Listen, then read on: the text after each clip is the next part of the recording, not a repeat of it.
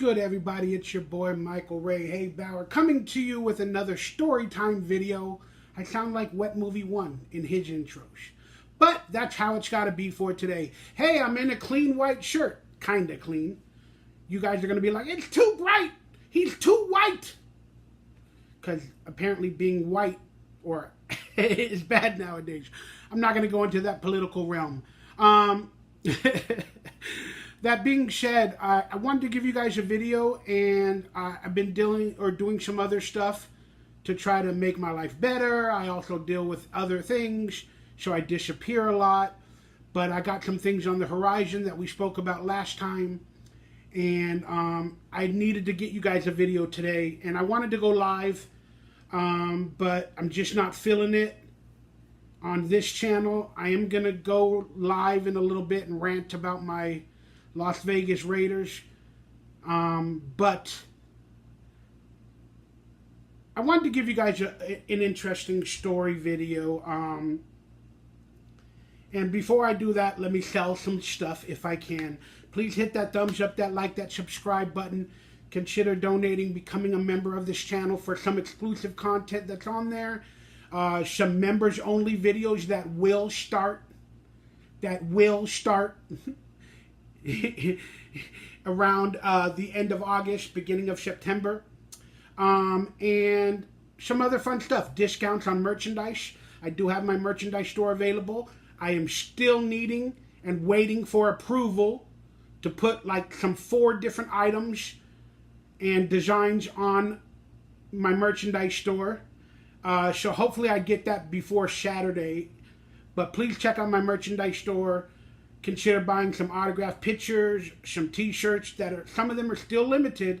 Some of them only had like 5, 10 available, and they're still available. Long story short, thanks for supporting me. I appreciate you. You guys are honestly like the best things in my life. Okay, regardless of all the hatred, the health issues, the negativity that I see all the time. Because that's what happened. Something personal happened about a week ago that I had to deal with, and it brought back a flood of emotions, and it put me into my negative, depressed state, and I just need to disappear and not make videos or whatever. And then I don't want to see hatred on Twitter or X or all right, let's get to the story time video.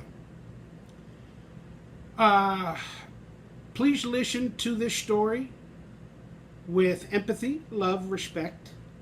Try not to judge me, or, you know, because this is coming from my experience, okay?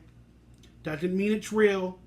Doesn't mean it actually happened, because I am going to have a clickbait title. Something like, you know, I was recruited by the NWO or the Illuminati or something like that, you know, to get people's attention.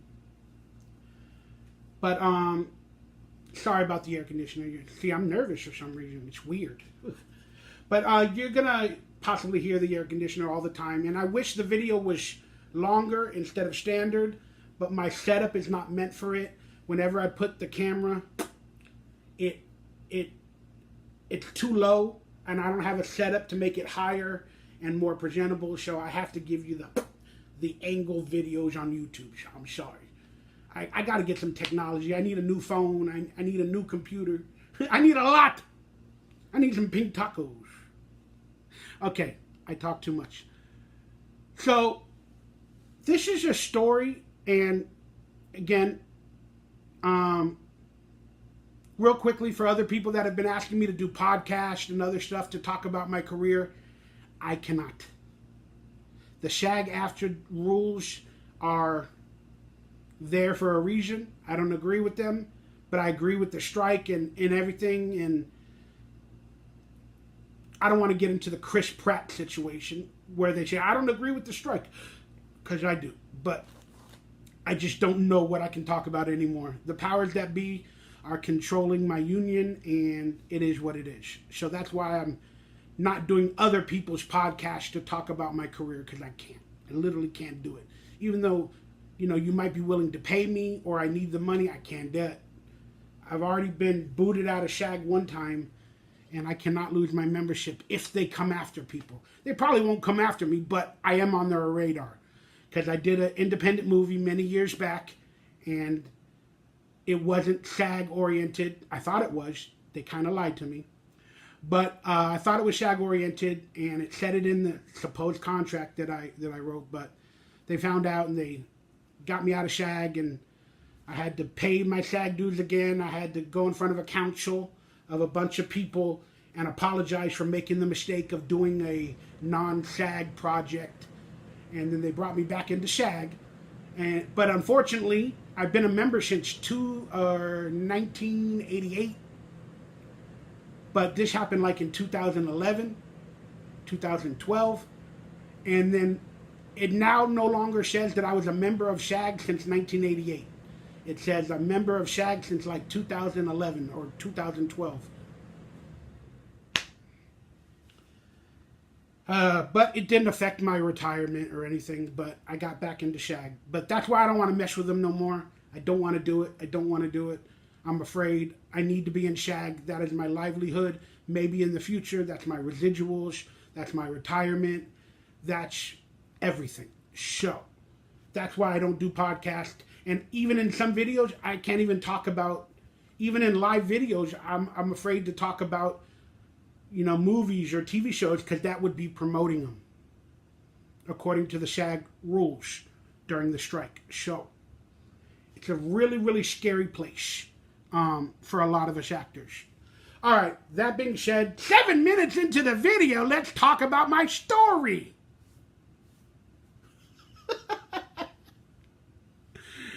Oh, I need people in my life. Come on over. I need somebody. I need somebody to talk to. Listen to me. Put up with my BS. I'm so lonely. I'm so lonely. Yes, I'm so lonely. But it's okay. This is how I choose to live my life, and it's not a good way, but it is how I've chosen to do it recently. Okay. So, titles aside, there was one moment in my life that came to me, and now looking back on it, it might be, in a way, proof of the spiritual world, the evil world, devils, angels, Illuminati, NWO, demons, or spirits that are evil, or whatever. It might be the proof to some people, to me, or not, I don't know. But here's my story. Around late 1998, my career was going good. I did a bunch of cameos and small parts on a lot of the 90s shows and this and that. Then around 98, 99, I got a movie called Dude, Where's My Car? I also, around that time, booked X-Files. Maybe 97. Again, the dates are a little bit confusing. I don't remember them all. But I got on a lot of TV shows, good TV shows, and I got some good parts in movies. And in the acting world, they have a list of like popular actors, actors that are working, actors that give good auditions, actors that will, for a casting director to bring you in, will do a good audition, regardless if they get the part or not. A casting director's job is to see a lot of talent for one specific role. But they want to present producers and writers and directors in the auditions, if they get a call back for the writer, producer, or director, they want to present talent. Not only diversity, equality, all that other stuff. They want to present talent that'll give a good audition, meaning a good actor. An actor that's a veteran, that's been around for many, many years. An actor that, whether he's perfect for the part or not, he'll give a great audition, and he might add something to that character, or he might bring something different that the writer or director never saw within that character. That's what a casting director does.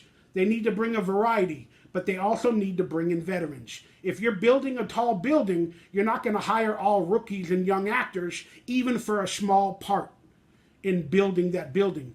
You're going to want some veteran leadership to lead the way. So that's what casting directors did. So after many years of auditioning and casting directors meeting me, they started to realize whether I got the part or not on every TV show, every movie, every job, I was moving up the ranks.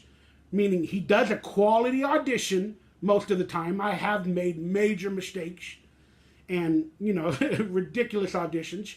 But they're like, he comes in and he brings something different. He does a good audition. He's a veteran. And whether he gets the part or not, the producers and writers would like to see him. So that's when you're building up your name in the audition and TV and theatrical world. And that's what happened around 1998, about 10 years after I officially became an actor in 88. Again, it took 10 years to become he's an overnight success. So I was getting a lot of auditions. Casting directors liked me, enjoyed me, brought me in. I was getting jobs here and there. Started getting some bigger movies. I was meeting bigger casting directors. Rest in peace, Mally Finn, who casting directed for The Matrix, and some other ones, Francine Maisler, and some other big ones, Allison Jones, who I still love to this day. But I could name names all day. I could drop names all day. So I was getting successful. Then I booked these big movies. The Dude, Where's My Car? I booked The X-Files, The Dark Angel, Sorry, I blanked for a second. Then I booked Evolution. And again, these are big directors, big names, big studios, a lot of budget, My name started to be written in the acting papers, like starring in a movie, Dude, Where's My Car? Michael Ray Bauer. Starring in Evolution, Michael Ray Bauer. So casting directors and writers and all these people read these articles of who the stars are, what movies, what actors got the job, the Hollywood Reporter, this show, so on and so forth. Nowadays they got Deadspin or whatever. But so I was getting more popular, right? I was getting more popular. And now, if you believe Hollywood is evil or this or that, the Jamie Foxx stories of nowadays of being cloned or this or that, or the Dave Chappelle stories of they came after him, they wanted him to, convert or join. Again, this is a conspiracy type world that I'm now entering, but I'm letting you know it from my perspective. And again, I wasn't a conspiratorial theory person or a truther back then. I was not, till like 2008 or 9 or 10 maybe. So I was getting popular. And this is where, if you believe the theories that they recruit you, you join the NWA, the Eyes Wide Shut people, with the mask or this or that. I started getting invited to a bunch of parties. I didn't really go. But I got popular, okay? Then I started getting some big jobs, like I said. And my career was, boom, it was on the upswing. It was on the upswing. I just got finished doing a couple of movies. Now I had all these amazing new movies, auditions lined up for big roles, like Not Another Teen Movie, Remember the Titans around that time, stuff like that. And here's what happened in between all of that stuff. And again, I didn't know what it meant then, but now looking back, I know what it meant now in my spirituality life or conspiracy movement or whatever. So there was one day where back then when I was lining up big movie auditions, I just finished movies, my name was pulling up the ranks. I was getting meetings with studios, literally like Disney, the head of Disney, not the CEO, but like the head of casting of Disney or whoever, would just bring me in for a meeting. They just wanted to talk to me and see who I am. And that's the part where you can go from, like a cameo or a character actor to them possibly creating a project for you. They learn who you are, they set up meetings, they look at all their scripts or their movies, and they go, I believe in this person. We can actually put him in this movie and build a star. We can build a star. So I was having, they're called general meetings with major studios. And around all of this time, again, I'm going to say it's around 2001, 2000, after I finished these movies and blah, blah, TV shows, so on and so forth. And I got hired to do season 3 of Dark Angel, but it got canceled after season 2. Whatever. I was on their radar. One day, I had a dream. I went to sleep, and I had a dream that, again, I always remember to this day. Where I loved my dad. He was my hero. He's my best friend. You know, he had us at like 40 years of age, like 42. So he was an older man. So I already knew that, like, he was old even back then. And, but I loved him. He was my everything. And I had a dream. I sound like Martin Luther King. Not that it's a bad thing. It's just, whatever. Where I don't know what was happening in this dream, but I was in like a studio, like a Hollywood studio or sound stage or something. And there was like a car and like a factory in that studio, like, but it looked like a car factory where they build or fix cars. And there was like these staircases and these ramps, you know, where maybe they hold an engine or something. But there was Hollywood lights, and I saw like Hollywood signs, and I remember seeing Hollywood chairs and monitors. So I was on like a movie set or something.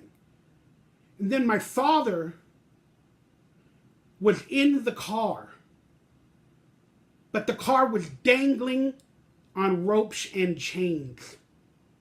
Literally. My father was in the car was upside down being held by ropes and chains and whatever else it was. And I saw my father in there, and I knew he was about to die. And my only option was to do something to save him. But underneath the car, and I kid you not, there was like a gold light. Like a shiny light. Felt like a Hollywood light now that I think about it, but it was gold. It was gold-esque. But when I saw my father in the car about to die on the ropes and chains, my immediate thought was save him. So I started rushing toward him. I don't know what I grabbed, but there was like a pole or whatever it was in my dream, where I can like try to open the door, and I was going to try to find a ladder or something to like pull my father out. But when I did that, and then I got close to my father to save him, I don't know how I was officially saving him. I don't remember every little detail, just the bigger things. But I got to the point where I could save my father. Then he was no longer in the car. He was being dangled by some sort of demon, a spiritual demon, a devil demon. I don't know what it was, but it changed where he was in the demon's hands. And I heard, let him die, go to the light, and you will be rewarded. To paraphrase, that's what I heard or felt or whatever in my head. Let him die, go inside the light, and you will be rewarded. Now, back then, I was a little bit religious as well, and I always watched the movies that say, don't go into the light. Don't go into the light because that's death. Some people say, going into the light means you're going into heaven, but you're going to die on earth. So my mind was like, what are you talking about? I ain't going into that light. Plus, that's my father. I can just save my father right now and kill you, or do whatever I can do and save my father. That was the only thought on my mind. So I denied that option, or whatever it was, to go into the light and let him die. And then I started fighting. All of a sudden I had like a knife or whatever in my hands. Then I started chipping away. I think I was spitting in the dream. Whatever I could do, scratching eyes or the hand or whatever was in front of me that was a demon. Just to let him let go of my father. And then he did let go of my father. Then all of a sudden I'm like standing with my father like on the floor, and the light disappears, and behind the light, I kid you not, was the Hollywood sign. After the light started to disappear, I saw finally what was beyond the light. And it was like the Hollywood Hills with the Hollywood sign. And it dissipated. It dissipated. But my father was safe by my side because I knew he was old going into the dream as well. And I always feared for death for him. But I wasn't going to let something or some entity take my father's life for whatever it may. But that was the dream. And I remembered it forever. I've always remembered that dream forever. Then just recently, I started thinking about that dream again.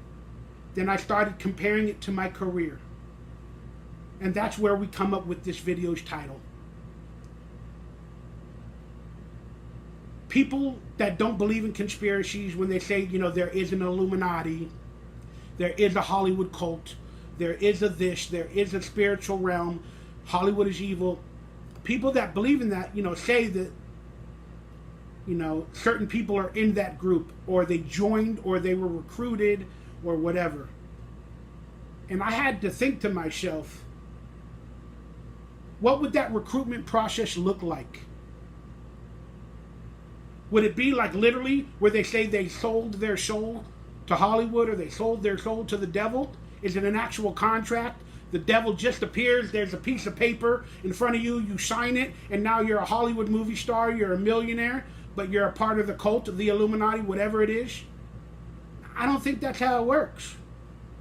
If we are in a spiritual and realm, and we're all energy, and there's different energy sources, demons, angels, whatever it is that's out there, recruitment could be within a dream, where you take that step in a dream.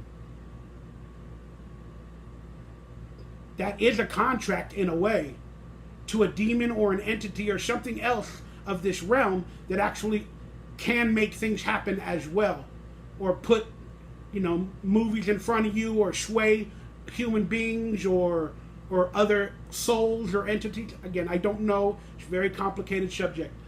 But couldn't it be done? Recruitment for Illuminati? I know they try to do it online anymore. I am a member of the Illuminati, and I think you would be a good member if you want to join. I get emails like that all the time. But couldn't a way to join whatever cult or whatever it is would be the first step, would be accepting it in a dream? Then you're placed in front of all the other people that'll make it happen, but they've already known or somehow know that you accepted it, and then now your career and everything gets bigger and better, so on and so forth. So when comparing it to my career the other day, or about a month or so ago, I realized, I was like, man, now that I remember the dream correctly with the Hollywood Hills and all that other stuff, now I'm in a conspiratorial world, and I'm reading the articles about the cult and Hollywood is evil and the symbolism and this and that. And I started thinking, damn, was that my recruitment? And let me get this straight. I am 1,000% glad that I chose to save my father. Because again, there is always a price to pay for fame or this or that or whatever it may have been. That price apparently in that dream was my father. And I am so proud, even to this day after looking back, that I chose my father over whatever it was. But let's get that right. As I was saying before, I was going high above the ranks, man. Then after that dream, I kid you not, I don't remember the actual dates, I should have. Again, 2000, 2001, 2002, around that time. All of these big movie auditions and these meetings, I kid you not, some of them were canceled. The auditions didn't go well at all. Not because of my part, because casting directors had some attitudes, or they did some different things, or they didn't believe in me again, or whatever, and I didn't get any roles. Because what was supposed to happen was the big movies like Dude, Where's My Car and Evolution were supposed to come out, do well in the theaters, and then before they came out in theaters, I was getting these auditions for other movies. So I was supposed to book other movies, so when these movies come out and do well, another 5 or 6 months later, I'm either on a TV show or I'm in another movie that's coming out again to continue the boulder going higher and higher and higher. But like I said, I had this dream in the middle of that. Then some meetings got canceled. I didn't book any of the big roles in the movies due to not all my fault. I don't think it was. There's a lot of casting director stories I had in there. But, yeah. I lost everything. Was that dream, what do they call it, an allogram, an anagram, or was it proof that if I chose the light and in my dream let my father die, that I would have booked all those movies? That I would have somehow been in the Illuminati, the cult, or whatever they want to call it, that I was now a member? Then all of those movies and everything would have came to fruition? We'll never know. Skeptical people will say, no, that was just your career, or you were not a good enough actor, or whatever excuse they want to give. Look, many years later, I disappeared, I got sick, I had some other complications and problems. And who's to say, even if I went into that golden Hollywood Hills light and let my father die, he would have been alive in real life, but he might have passed away later. A month later, 2 weeks later, as my sacrifice. I don't know. I don't know. But look, I'll be honest. I don't know where my career took a downturn at the greatest moments of my career. I wasn't unhealthy at those times. I was not skipping auditions. I was 100% going to everything I did. I bought a new car. I was going to acting classes. I was doing everything at that time to propel my career. Then I had that dream. And now looking back, everything went downhill in terms of Hollywood at that moment. People want to say, that I messed up my career at that time. I didn't. I did not personally do anything to mess up my career. I was 100% bought in and doing everything except going into that damn golden Hollywood Hills light in my dream and letting my father die. Many years later, like I said, I had health issues, family issues, money issues. Then I kind of stopped acting. I stopped going to auditions. I got a little crabby. That's where I ruined my career, 2007, 2008, 2009. Those were the years where, I was done. But in 2000, 2001, 99, 2002, 2003, man, I was all in. So what happened? What happened? We'll never know. I'll take accountability.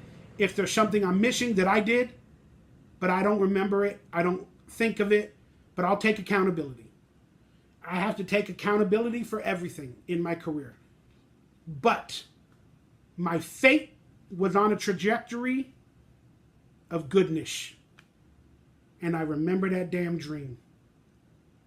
And now I look at it and it felt like a recruitment dream. And I did not want to be recruited. Then my career took a downturn. Do they all correlate? Are they all together? That's up for anybody to decide. Whether you believe in spirituality, Illuminati, this, that, the cult, the this, the that, religions, I don't know. But I'm going to tend to say that that was my brush with being given stardom and fame. Or that was my opportunity to officially sell my soul to Hollywood. And I didn't do it. And then maybe that's why I became awakened 7 years later, like the number of God in like 2009, 2010, wherever it was. I became awakened to the world, and now I see some things that other people don't see. And it hurts my soul to think that I had to possibly sell my soul and or kill my father in that abstract kind of way to be a part of Hollywood fame in the industry.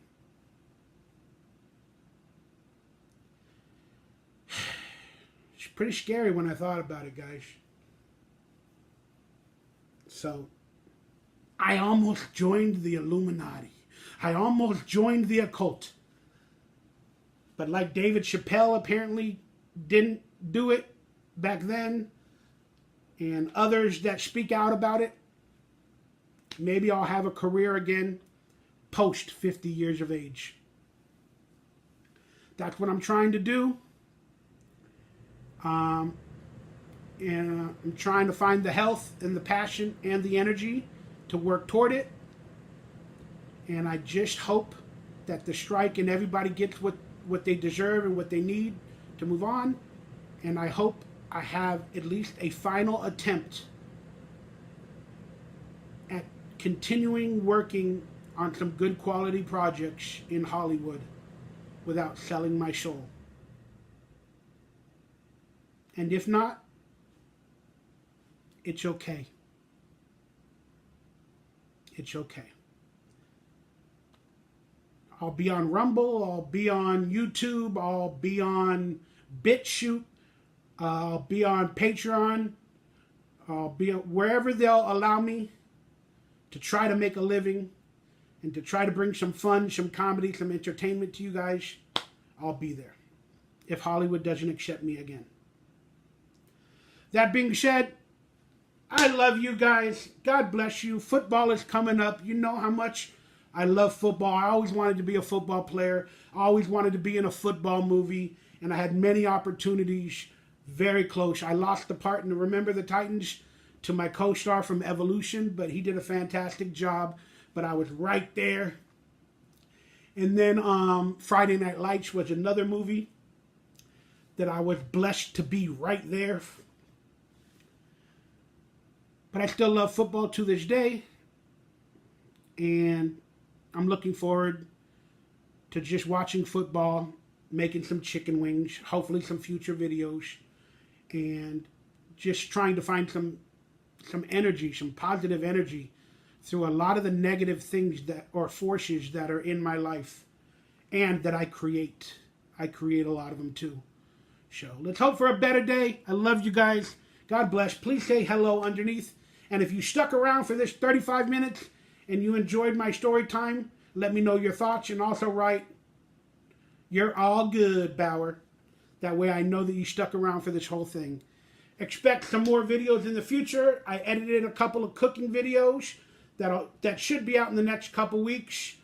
I got my podcast that's going to start in September. Still working on trying to get more guests. but I'm working on graphics. I don't have no graphic skills, and still coming up with a title. There's still a few things. It ain't gonna be the best podcast in the world, but we're gonna do one, okay? And we're gonna do it together. I love you guys. I'm gonna get on out of here. I'm gonna go yell and rant about my favorite team, the Raiders, on my Raider channel. So you know after that I'm gonna be spent. But thank you guys for tuning into this story time. I appreciate ya. I love y'all. Hit that thumbs up button. And let me know, should I have joined the Illuminati and let my father die? Sorry, guys. Whew. It's a really, really, really interesting dream and story. And another way you can support me, the creator of this content, is checking out my merchandise store with the links below. We got t-shirts for sale. Anything that I got available, I'm going to get it to you. Like Donkey Lips t-shirts. You love Donkey Lips. They come in a variety of colors. Why don't you pick yourself up one? Hey, become a camper, camp on Awana. Pick up a personalized autographed photo sent to you. I also have cameos available that also come with a personalized autographed photo shout out sent to you from Cameo. And right now, limited Zeke the Plumber Plushy Nightmare t-shirts. That's right. Everything's limited. Everything's on sale. Support your boy, Michael Ray Haybauer. Links down below.